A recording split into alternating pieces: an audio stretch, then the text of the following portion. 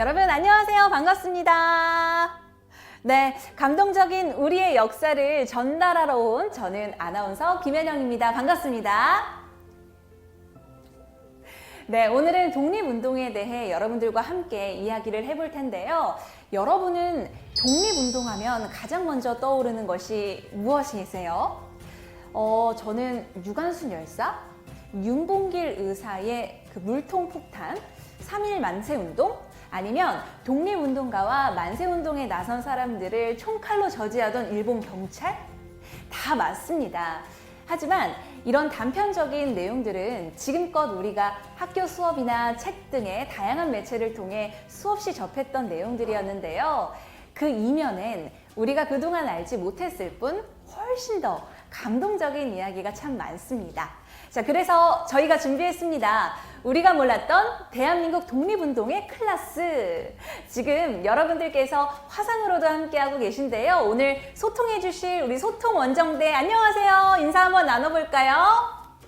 안녕하세요. 네, 안녕하세요. 반갑습니다. 와, 환한 미소로 또 인사를 많이 해주시고 계십니다. 이렇게 독립운동에 대해서 그리고 참 많은 분들에 대해서 우리 역사에 대해서 많은 관심을 보여주시고 계신데요. 오늘이 더욱 기대되는 이유인 것 같습니다. 자, 그럼 춘천교대 사회과교육과 김정인 교수님과 함께 그 감동스러운 역사의 현장 속으로 지금 출발합니다.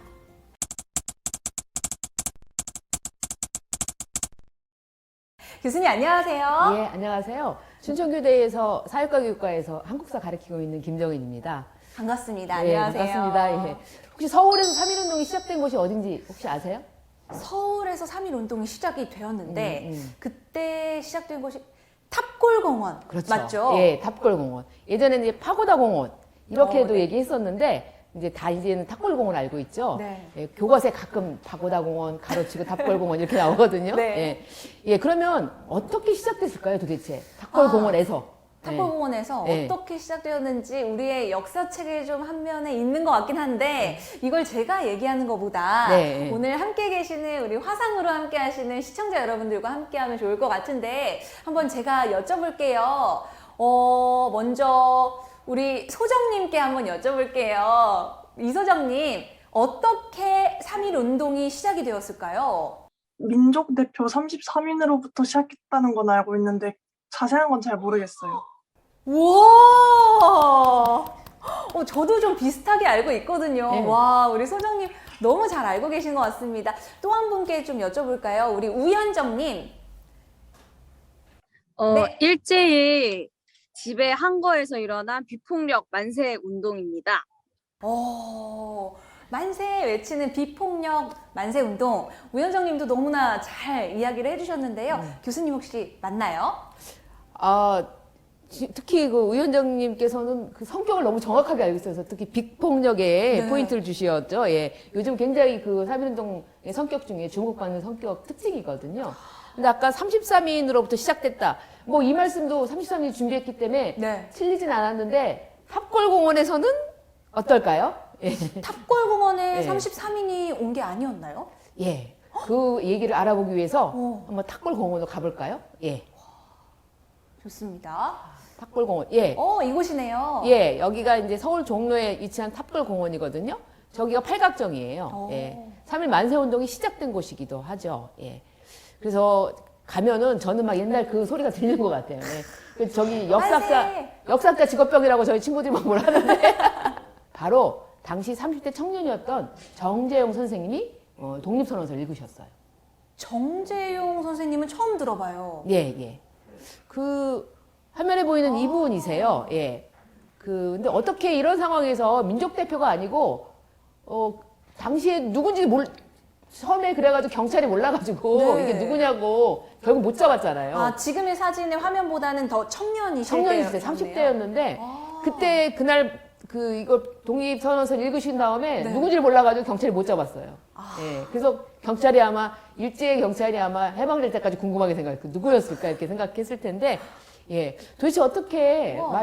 33인이 아니고 네. 그 청년 30대의 청년이 만세를 부르게 됐을까? 아니 독립선언서를 읽게 됐을까? 궁금하지 않으세요? 예. 너무 궁금합니다. 네. 음. 사실 그 3.1운동이 시작되기 전부터 굉장히 많은 곳에서 이제 독립운동이 벌어지고 있었는데 네. 1919년에 이제 파리 강화회의가 열리게 되면서 1월 18일 날 세계 사람들이 강대국들이 모여서 회의를 하니까 거기에 우리 독립의 의지를 보여줘야 되겠다 이런 생각을 하기도 하고 그리고 세계적으로 독립한 나라들이 이제 생기기 시작했거든요. 네. 그래서 우리도 한번 해보자고 했는데 종교인들이 모였어요. 종교인들이 모여서 이 독립선언서를 작성하고 그 다음에 인쇄하고 또 민족 대표들이 독립선언서에 선언을 하고 그리고 2월 28일 전국에 배포했어요. 와. 정말 전국에 네네네. 배포했어요. 그런 다음에 이제 3월 1일에 독립선언을 준비했고요. 네. 네. 그래서 이 별도의 만세 준비를 하고 있었어요. 그래서 근데 이때 제일 중요한 게 뭐였을 것 같아요? 예. 이때 중요한 거 저도 좀 알 것 같긴 한데 우리 화상으로 보고 계신 분들께도 한번 여쭤볼게요. 우리 이령님, 이때 우리가 만세 시위를 하기 바로 직전 뭐가 가장 중요할까요? 비밀, 예, 비밀로 드러나지 않게. 드러나지 않게. 진짜 몰랐어요. 조선 총독부가 정말 몰랐어요. 3월 1일 될 때까지. 예. 근데 그거 대단하죠. 비밀리에 전국구로 배포를 하면서 예. 그게 준비를 하고 있다는 게 정말 쉽지 않거든요. 예. 와, 모두가 한 마음 한 뜻이었겠다 이런 생각이 들거든요. 예. 그래서 정말 일본이 그 큰 충격을 받았죠. 그것 때문에. 예. 이렇게 아시는 분들도 있고 또 긴가민가 모르는 분들도 좀 많으실 겁니다. 3.1 만세운동을 앞두고 민족대표 33인과 학생 대표들이 준비한 중요한 것 중 하나, 바로 독립선언서 맞죠? 예, 그럼요. 예. 사실은 이제 학생들도 따로 이제 독립선언을 준비했었는데 민족 대표들이 준비한다고 하니까 원래는 학생들은 따로 3월 달에 네. 자기네들이 시위를 준비를 하고 있다가 민족 대표들이 한다는 얘기를 듣고 그럼 우리도 그날 하겠습니다. 같이. 그래서 3월 1일 날 예, 그 독립선언서를 이제 그 발표하는 그 탑골공원에 학생들이 모이러 간 거죠. 예. 정말 그때 당시에 저와 좀 비슷한 또래일 것 같은데요. 예, 여기 예. 화상에 계시는 우리 많은 분들과 좀 비슷한 청년분들이 다 모였던 거 아니에요? 예, 그렇죠. 예. 너무 대단한 것 같아요. 예. 네. 그래서 이제 이 독립선언서를 처음에는 이제 그 민족 대표들이 그 서명한 독립선언서를 2월 27일 밤에 네. 천도교가 운영하는 인쇄소인 보성사에서 네. 인쇄를 했습니다. 2만 1000매를 인쇄를 했고 그다음에 당시 이 소식을 알려줄 신문을 만들게 해서 지하신문이라고 그러죠. 조선 독립신문 1호를 이제 인쇄를 합니다. 그리고 이걸 2월 28일 날 전국에 뿌려요. 네. 기독교인들도 같이 천도교인들, 불교인들도 같이 이제 전국에 이제 해서 사실 3월 1일 날 7군데에서 사실 만세시가 일어나 서울 말고 6군데에서. 그렇구나. 모두 다 이 김희독립 선언서를 읽은 거예요. 예. 그런데 딱 그 거사 당일인 3월 1일 네. 토요일이었어요. 네. 오후 2시에 3.1운동의 주축이 됐던 학생들이 이제 탁골공원에 모였는데 한 200명 모였어요. 네. 그래서 이제 아무리 기다려도 30점이 나타나지 않는 거예요. 오. 그래서 이거 어떡하지 막 당황하고 있으니까 갑자기 이 한 청년이 팔각정에 딱 올라가서 주머니에서 딱 독립선을 꺼내서 읽은 거예요. 그분이 바로 정재영 선생님이세요. 예. 그렇구나. 이 정재영 선생님은 서울에 있는 게 경신학교를 졸업을 하시고 원래 고향인 황해도 해주에서 그 교회에 이제 전도사로 계셨는데요. 그 민족대표 33인 중에 이제 기독교 지도자 중에 한 분이 박기도 선생이 서울에서 독립운동을 계획하고 있으니까 한번 올라와라 이렇게 얘기를 한 거예요. 네. 박기도 선생님 전국으로 이제 다 연락을 했어요. 근데 정말 이 정재영 선생님 올라오신 거예요.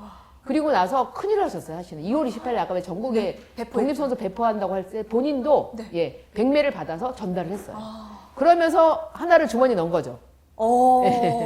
그래서 나서 이 3월 1일 날 오후 2시에 탁골공원 얘기를 들은 거예요. 네. 그래서 가서 기다리고 있는데 주로 이제 학생들이 있었잖아요, 거기는. 네. 기다리고 있는데 아무도 안 올라가니까 내가 읽어야 되나? 이러면서 어떻게 올라가서 해야 되지? 읽으셨대요. 예. 오. 그래서 그냥 거기서 그냥 읽으신 거예요. 그런데 이제 재밌는 거는 정재용 선생님이 그 얘기를 해방 후에 월남을 하셨어요. 그래서 이제 얘기를 하신 거예요. 그런데 이제 그때 굉장히 재밌는 에피소드가 있어요. 뭐예요? 그 한자 되게 어렵거든요. 우리 어렵죠. 학교 다닐 때 배웠는데 엄청 어려워요. 김희동님 선언서. 그래서 읽다가 몇 군데 몰라가지고 물어보셨대요. 아, 그러니까 즉석에서. 진작에 읽다가 이 한자는 뭘까 이렇게 물어보셨다는 거예요. 그러니까 굉장히 솔직하신 거죠. 당당하시고 예, 그렇게 말씀을 하셨고 이제 정재용 선생님이 그걸 읽고 난 다음에 유유 사라지셨잖아요. 네. 그래서 일본 경찰이 막 그날 잡힌 학생들한테 물어본 거예요. 어. 누구 건 가냐 그랬더니 30대이다. 아, 그리고 이제 이름은 모르니까. 예, 그 두루마기를 입었다. 하얀 두루마기를 입었다. 예. 그래서 일본 경찰이 알고 있는 건 30대에 두루마기를 입었다. 네. 어떤 분은 얼굴에 점이 있었다는 그 증언까지 해가지고 네. 예, 그런 것까지 기록이 남아 있었죠. 어머. 예. 그래서 정말 이 정재영 선생님의 용기가 사실은 이 3.1 독립선언서를 읽고 네. 그다음에 학생들이 탁골공원에 나가서 서울시내 만세 시위를 주도하게 되는데 큰 역할을 하게 되죠. 아, 정말 대단합니다. 네. 와, 존경심이 저절로 네. 우러 나오는 것 같아요. 네. 나 같으면 할 수 있었을까? 이런 생각도 들거든요. 그렇죠. 그러니까 만약에 그때 사실 그러다 잡힐 수도 있는데, 네. 예. 그때는 사실 경찰이 한 200명이 탁골공원에 있으니까 네. 그런 일 할지 모르고, 예. 방심했다가, 예. 해방될 때까지 누가 읽었는지를 일본이 몰랐다는 거죠. 와, 그럼 우리 정재용 선생님처럼 제가 네. 용기 있게 네. 딱 주머니에서 독립선언서를 딱 꺼내서 예. 그 마음으로 한번 읽어보도록 하겠습니다, 네. 여러분. 우리는 오늘 조선이 독립한 나라이며 조선인이 이 나라의 주인임을 선언한다. 우리는 이를 세계 모든 나라에 알려 인류가 모두 평등하다는 큰 뜻을 분명히 하고 우리 후손이 민족 스스로 살아갈 정당한 권리를 영원히 누리게 할 것이다. 이 선언은 5,000년 동안 이어온 우리 역사의 힘으로 하는 것이며 2천만 민중의 정성을 모은 것이다. 우리 민족이 영원히 자유롭게 발전하려는 것이며 인류가 양심에 따라 만들어가는 세계 변화의 큰 흐름에 발맞추려는 것이다. 이것은 하늘의 뜻이고 시대의 흐름이며 전 인류가 함께 살아갈 정당한 권리에서 나온 것이다. 이 세상 어떤 것도 우리 독립을 가로막지 못한다. 그런데 이상한 점이 하나 있습니다. 이 당초에 탑골공원에서 독립선언서를 발표하기로 했던 민족대표 33위는 아니 도대체 왜 현장에 나오지 않고 숨어 있었던 걸까요? 그게 정말 궁금해요. 숨어 있었다기보다는 네네. 전날 박희도 선생님으로부터 이제 민족 대표들이 마지막으로 이제 모였어요. 네. 그래서 이제 33분 중에서 이제 26분 정도가 모였는데 2월 28일 날 네. 그 자리에서 박희도 선생님이 학생들이 내일 나오기로 했다라고 얘기하시니까 많은 분들이 본인들은 거기서 선언서를 발표하면 다 잡혀가잖아요. 그러면 이제 학생들이 흥분을 해서 네. 경찰과 충돌했을 경우에는 유혈 사태가 일어난다. 왜냐하면 학생들은 무장하지 않았지만 일본 경찰이나 군대는 무장하고 있기 때문에 그 유혈 사태를 막기 위해서 와. 우리는 그러면 태화관. 근데 이 태화관이라는 곳이 네. 탑골공원에 굉장히 가까워요. 그래서 아마 탑골공원에서 그렇죠. 독립선언서 읽는 거는 뭐 못 들으셨겠지만 네. 만세 소리는 들으셨을 거예요. 예. 그 태화관에서 이제 발표를 독립선언서 읽진 않으셨어요. 눈으로 한번 보시고 네. 그다음에 이제 뭔가 이렇게 그 경찰에 네. 예, 우리가 사실 독립선언서를 이제 선언식을 했다라는 걸 알리고 이제 자수를 하는 방식으로 해서 잡혀가신 거예요. 예. 여러분이 만약 그곳에 있었다면 여러분은 과연 정재용 선생처럼 행동할 수 있었을지 한번 여쭤보도록 할 텐데요. 먼저 우리 활짝 미소를 띠고 경청해 주셨던 우리 김재현님께 한번 여쭤볼까요? 김재현님께서 그 정재용 선생처럼 딱 주머니에 있던 그 독립선언서를 꺼내서 읽을 수 있었겠습니까? 저라면 그냥 바라만 보고 있지 않았을까. 그러니까 용기 내기가 좀 쉽지 않았다. 쉽지 않을 것 같다. 그런 이야기를 해주셨어요. 오늘 이야기 듣고 좀 어떠셨어요, 재현님? 원래는 누가 읽었는지에 대해서는 제대로 모르고 있었는데, 네.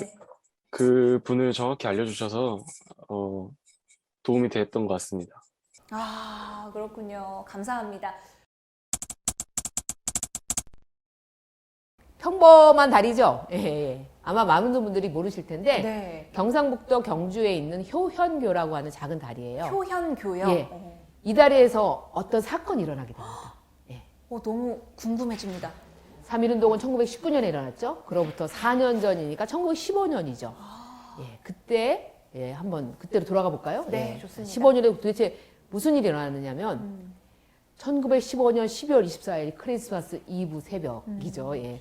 추웠겠죠. 예. 네, 너무 추웠겠네요. 네, 그때 경주, 영일, 영덕 이게 경상북도 지역인데 네. 거둔 세금을 싣고 대구로 수송하던 우편 마차가 괴한들한테 털리는 사건이 발생합니다. 와. 탈취된 돈은 8,700원인데 당시 돈으로 그렇고요. 네. 요즘 돈으로 치면 2억 5천만 원 정도 상당한 거금을 어우. 이제 탈취당합니다. 근데 액수도 거금이 크지만 도대체 누가 일제 공금을 탈취했느냐. 얼마나 경찰이 충격이 컸겠어요. 그래가지고 그냥 범인을 색출하려고 정말 열심히 수색을 합니다. 근데 당일 오후까지도 체포를 못해요. 그래서 할 수 없이 일제가 이제 조선총독부 기간지로 매일 신보가 있었거든요. 네. 머리 기사로 이제 비중 있게 보도를 합니다. 그 기사 한번 네. 있는 것 같아요. 읽어봐 주실래요? 네, 예. 제가 한번 그 기사를 읽어 긴장감 드릴게요. 있게. 24일 오전 인시 40분에 경주를 출발해 대구로 배송될 광금 8,700만 원이 든 행랑이 경주 아화간에서 분실된 대사건이 있더라. 중략하고요. 갑자기 벼랑간 뒤편에서 덜컹 하는 소리가 들리는 고로 고개를 몰리어 보니 뒤편에 마차 문이 열려 있으므로 이상히 여겨 자세히 본즉 같이 오던 사람이 간 곳도 없는지라 놀래어 급히 우편 행랑을 검사해 본즉 날카로운 칼끝으로 광금 행랑을 내리쬐어 놓았고 행랑 속에 있는 광금이 간 곳이 없더라. 중략하고요.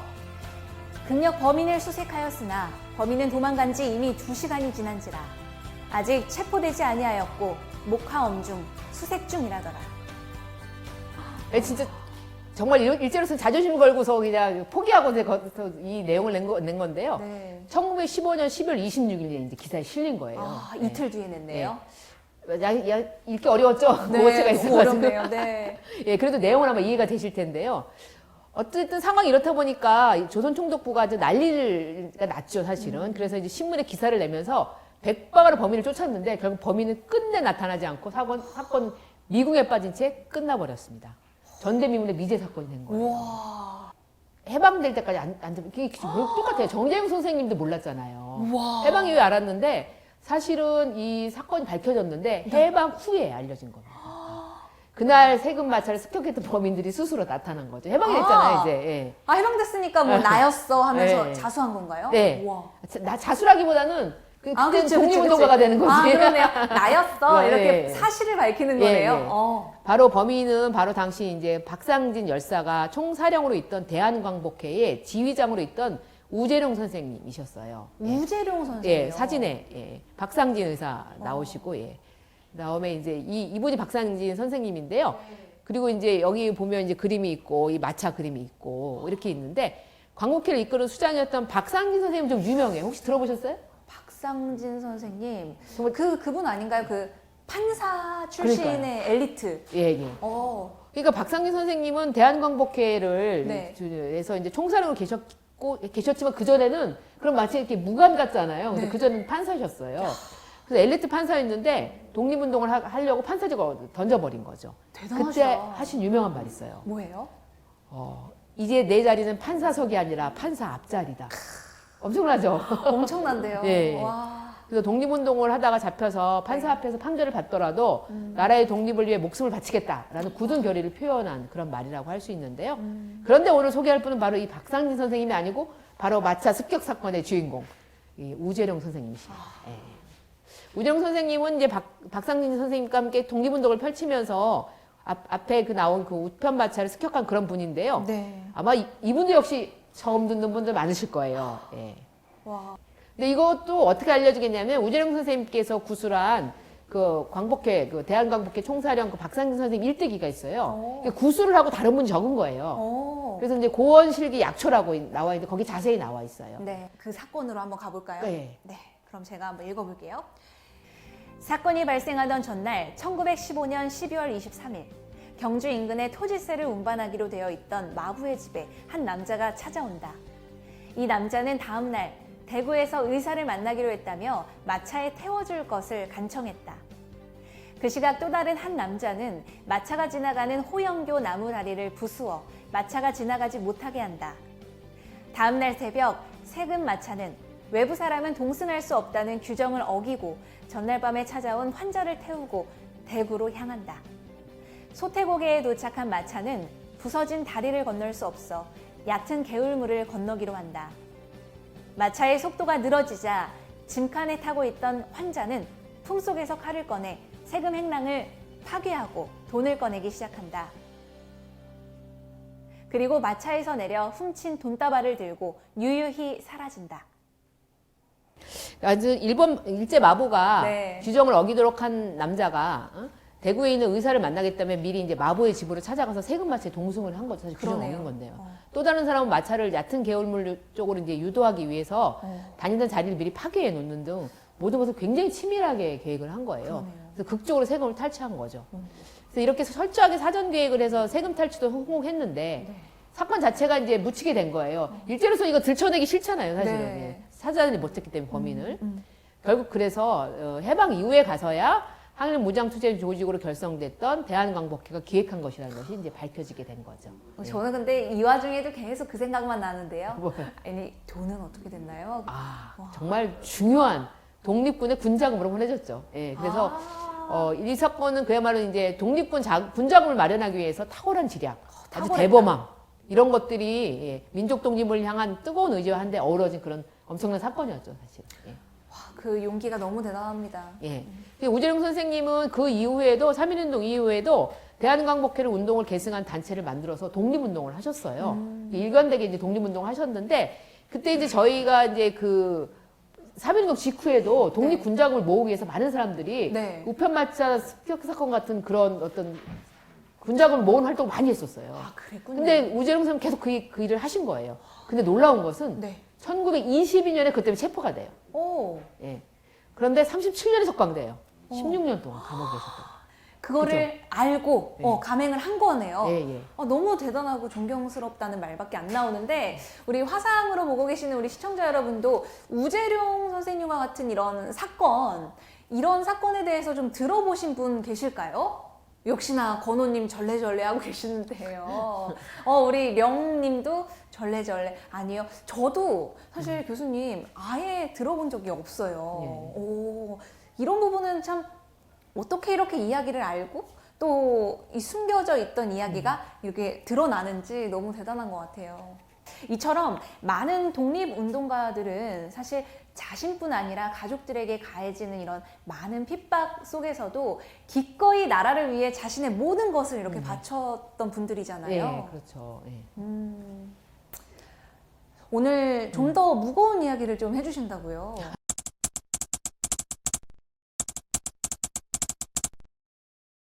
독립운동가들의 후손 이야기예요. 아, 그래요? 예. 그 독립운동가들의 후손의 이야기는 사실 얘기하면서 늘 저도 약간 먹먹해지는 그런 부분이 있거든요. 한번 그 얘기를 한번 해보겠습니다. 먼저 영상을 하나 준비해봤습니다. 예. 학교네요? 예, 여기 3.1중학교예요. 여기 혹시 수험분 계시면 나 아는 데인데 이럴 것 같은데 저기 보시면 학교 안에 외관이 독특한 2층짜리 벽돌 건물이 있죠. 오, 네, 예쁘네요. 예, 23년에 건립된 이 건물은 아담스 기념관인데요. 예, 이것은 이제 3.1학교를 세운 미국 아담스 선교회의 이름을 따서 만든 기념관이에요. 예, 표석이라든지 아니면 이 지붕 처마밑 계단 이런 데 그때 흔적이 이제 남아 있죠. 예. 근데 아담스 기념회와 함께 1903년에 3.1학당으로 이제 출발한 이 학교를 세운 분들 중에 한 분이 네. 임면수라는 교육가가 계세요. 네. 이분도 처음 들으시죠? 예. 처음 들어옵니다. 혹시 이 분에 대해서 들어보신 분들이 있으실까요? 혹시 우리 임면수 선생님에 대해서 알고 계신 분들 계실까요? 일단 독립운동에 대해서는 이야기를 확실하게 해주셨던 우리 우현정 님도 절레절레 하고 계시는 상황입니다. 이제 수원의 매양리에서 태어나셨는데요. 이분이 특히 이제 나라의 힘을 키우려면 교육이 우선이다라는 뜻을 갖고 있었던 분이세요. 그래서 교육에 힘을 쏟기 위해서 이 학교 설립을 하는데 바로 집터, 토지, 과수원을 희생했어요. 어떡해요? 그러니까 이 학교를 그 자리에 지은 거죠. 그냥 굉장히 분홍이었던 거예요. 학교 규모로 봤을 때는. 그러네요. 그래서 이 학교를 세워서 후학을 양성하고 그러고 나서 이제 만주에 가서는 신흥무관학교라고 들어보셨죠? 네네. 예. 그 신흥무관학교의 재원 조달을 위해서 하여튼 최선을 다하시고 이렇게 해서 만주 독립운동도 뒤에서 큰 역할, 조력자 역할을 하시게 됩니다. 그리고 또 신흥무관학교 분교에 가서 교장 선생님도 하시고 이 교장 선생님 하셨다는 얘기는 독립군 양성했다는 얘기거든요. 네. 그런 일을 정말 어떤 교육에 대한 어떤 그런 철저한 생각을 가지고 교육만이 이제 독립으로 가는 길이다 이런 생각을 하신 것이고 그다음에 이제 나라를 잃었을 때는 네. 무장한 독립군을 키우는 게 나라를 찾는 것이다 이런 생각을 하셨던 분인 거죠. 그러니까 전형적인 교육자로서의 역할을 네. 최선을 다했던 분입니다. 그러니까 오로지 독립운동만을 위해서 교육자를 계속 배출하기 위해서 그렇죠. 예. 교육을 하셨군요. 독립군도 양성하고. 독립군 예, 양성군. 예, 예. 와. 이렇게 많은 활동을 좀 많이 하셨네요. 네. 이 3.1 만세 운동 이후에는요? 그러니까는 3.1 만세 운동 이후에 이제 좀 어려우셨으니까 1920년에 일본군이 네. 간도에 이제 출병했던 경신참변이라는 게 있어요. 네. 그 청산리 봉오동 전투에서 진 다음에 분해가지고 이제 일본군이 이제 만주 지역에 있는 한인들을 이제 학살했던 그런 사건이 있었는데 네. 그때 이제 선생님도 일본 경찰에 체포가 됩니다. 예. 그런데 더 흥미로운 거는 네. 압송돼 가는 과정 중에 한국인 경찰인 유태철의 도움으로 탈출에 성공합니다. 그 뒤로 이제 숨어 지내게 돼요. 하지만 또 그 이듬해인 1921년 2월에 밀정의 고발로 길림 영사관에 체포된 뒤에 평양 감옥에서 심한 고문에 시달리게 됩니다. 아니, 참 그 과정이 얼마나 순탄치는 않았네요. 예. 아, 수감 당시 사진이 있어요. 아, 그래요? 예, 예. 보시면 이 사진을 한번 볼까요? 평양 감옥에 예, 수감됐을 때 사진인데 사진 굉장히 드문 사진인데 예. 굉장히 뭐라 그럴까 이 임명수 선생 같은 경우에는 네. 이 그때 당한 고문으로 전신이 마비돼요. 네? 예, 정말. 전신이요? 예, 예.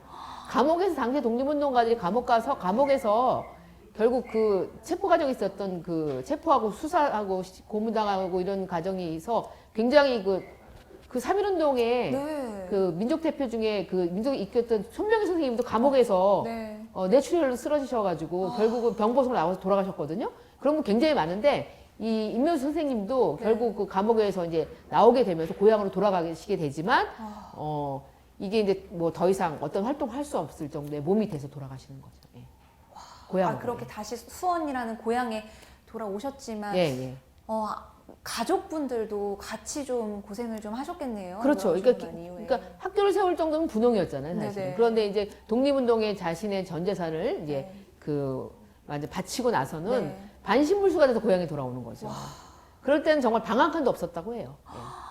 정말 이런 처지가 되는 거죠. 그래서 사실 독립운동가들이 그랬지만 그의 가족들도 그래서 결국은 고생을 할 수밖에 없게 되는 거예요. 그 예. 고생은 참 가족들까지 같이 수반이 되는다는 게 너무 속상합니다. 특히 아들 같은 네. 경우에 네. 그러니까 24가 돼서 만주에서 독립운동에 가담했던 큰아들 같은 경우에는 독립군 자금을 운반하기 위해 국내에 들어왔다가 네. 돌아가는 길에 만주에서 추위를 견디지 못하고 동사하게 됩니다.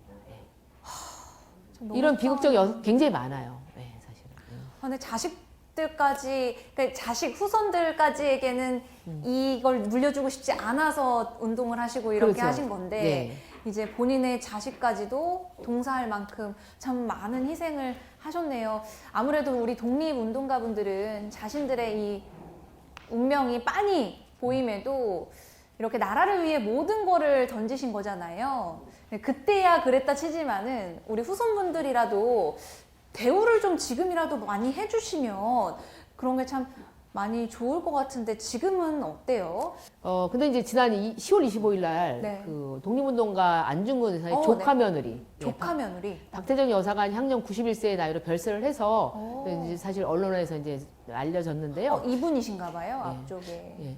조카 며느리까지 얘기하나 싶으시겠지만 사실 박태정 여사는 안중근, 안정근, 안공근 형제의 혈족 중에 가장 가까운 유족이에요. 그래서 안중근 의사에 비해 덜 알려져서 그렇지 사실은 안중근 의사의 친동생이자 독립운동가인 안정근 의사의 며느리이세요. 예. 그렇네요. 예.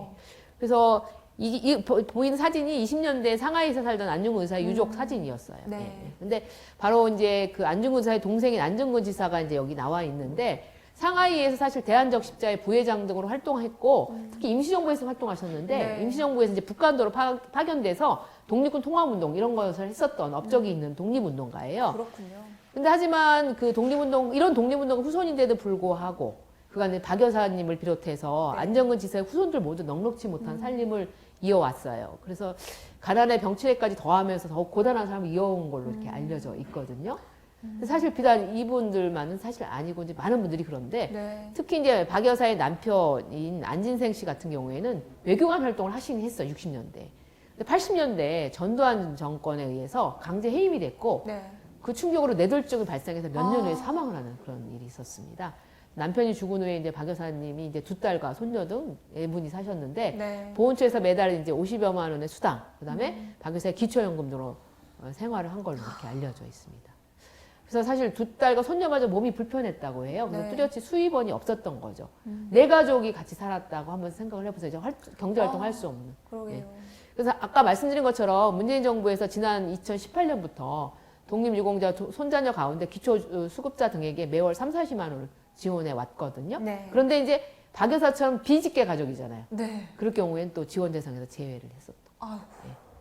그리고 이제 손녀나 자녀, 손녀죠. 손자녀에 대해서는 생활지원금 역시 대상자 한 7만 9천 명 중에 25%는 지원되고 있어요. 네. 그래서 지금은 이제 지원 범위나 액수를 확대해야 된다는 지적이 계속 제기되고 있거든요.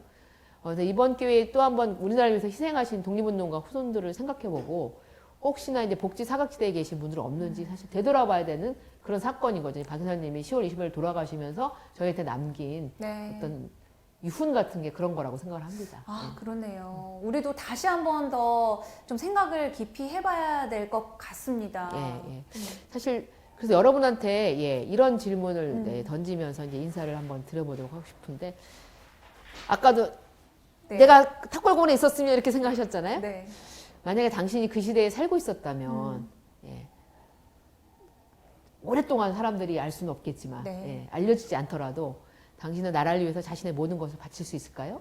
이런 질문을 한번 해보고 싶습니다. 예. 예, 이상 네. 저는 예, 추천교대 사회교육과의 교수 김정인이었습니다. 아, 예, 교수님 들어주셔서 감사합니다. 예. 고맙습니다. 친일과 항일로 가는 여러 개의 갈림길과 선택 속에서 만약에 나라면 어떤 선택을 했을까라고 한번 반문을 하고 싶습니다. 여러분이라면 어떠셨을지 한번 우리 화상 참여자분들과도 한번 이야기해보면 좋을 것 같은데요. 한번 여쭤볼게요. 우리 오래 기다리셨죠? 우리 한영경 님도 계속 끄덕이면서 많이 공감해 주시고 함께 들어주셨는데요. 현경님 같은 경우에는 어떻게 하셨을 것 같으세요? 우리가 다 같이 살 수 있는 방향이라면 그래도 숨어서 뭔가 도움이 될 수 있는 거를 나름 찾지 않았을까라는 생각이 듭니다. 아, 감동입니다. 우리 전예성 님도 한번 여쭤볼게요. 우리 예성 님 같은 경우에는 어떻게 또 행동하셨을까요? 친일과 항일 둘 중에 어느 편을 섰을까요? 일단은 항의를 했을 것 같은데, 약간 그 시대가 무서워가지고 나서진 못했을 것 같아요. 그래서 선뜻 쉽게 나설 수는 없을 것 같다 이런 얘기를 하셨고요. 또 저 또한 좀 마찬가지일 것 같습니다. 오늘 계속 절레절레 해주셨던 우리 건우님 이야기도 한번 들어보려고요. 건우님 어떠셨어요? 건우님 같은 경우는 할 수 있었을 것 같으세요? 저도 뭐 어디 나가서 이렇게 하는 거는 힘들었을 것 같은데 제일 먼저 말씀해 주신 것처럼 할 수 있는 선에서는 최선을 다했을 것 같아요. 와, 아마 우리 김건호님 같은 경우에는 그 상황이 되면 또 정지용 열사처럼 다 청년처럼 앞으로 나서지 않았을까라는 용기도 좀 보이는 것 같은데요. 오늘 소중한 의견 내주신 여러분들 진심으로 감사드립니다. 지금까지 일제강점기 나라의 독립을 위해 모든 것을 바친 분들에 대해서 이야기를 나눠봤는데요. 나라를 위해 모든 것, 심지어 목숨까지 바쳤지만 정작 독립된 나라에 사는 우리 중에 이분들의 이름 석자라도 기억하는 분들이 많지 않다라는 것에 참으로 부끄러운 시간이었습니다. 정재용 선생, 우재룡 선생, 임면수 선생 그분들을 다시 한번 새기며 이 시간 마무리하도록 하겠습니다. 더불어 안정근 지사와 수많은 독립운동가분들 그리고 독립을 위해 각자의 자리에서 묵묵히 노력하시다 가신 수많은 무명의 분들까지 이 시간을 빌어 다시 한번 깊이 감사드립니다. 편히 쉬십시오. 네, 지금까지 함께해 주신 모든 분들 다시 한번 감사드립니다. 지금까지 아나운서 김현영이었습니다. 감사합니다.